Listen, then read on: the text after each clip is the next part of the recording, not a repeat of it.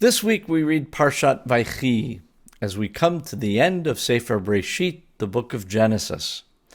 The name of the parsha is VaYechi, which means, and Jacob lived.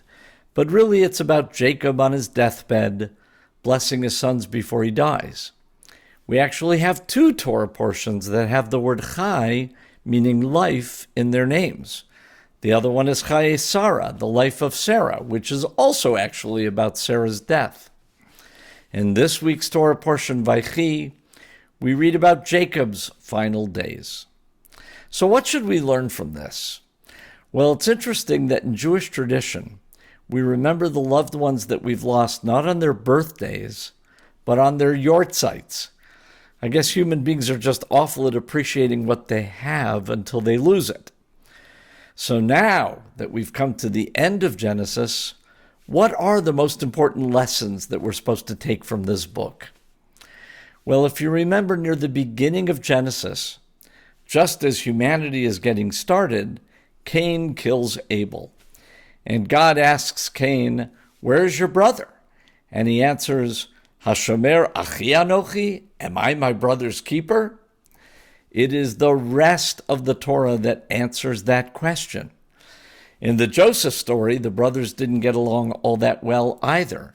But at the end, they realized they had an unbreakable bond and that they needed one another.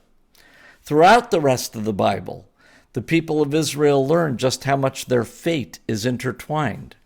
Throughout their 40-year journey to Eretz Yisrael, they learn how the actions of just a few can have a tremendous impact on the people as a whole.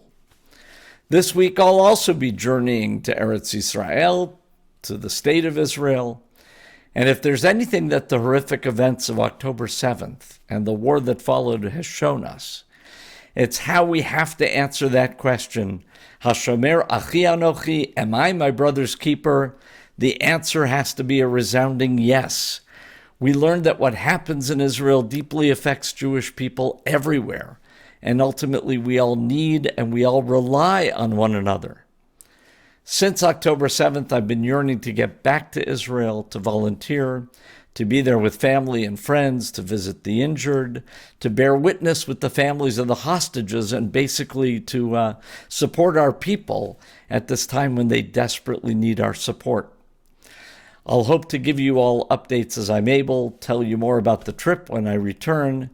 Meanwhile, we've learned we do need each other, and that unbreakable bond which we have will bring to fruition the words that we always say, Am Yisrael Chai, the people of Israel live. Amen.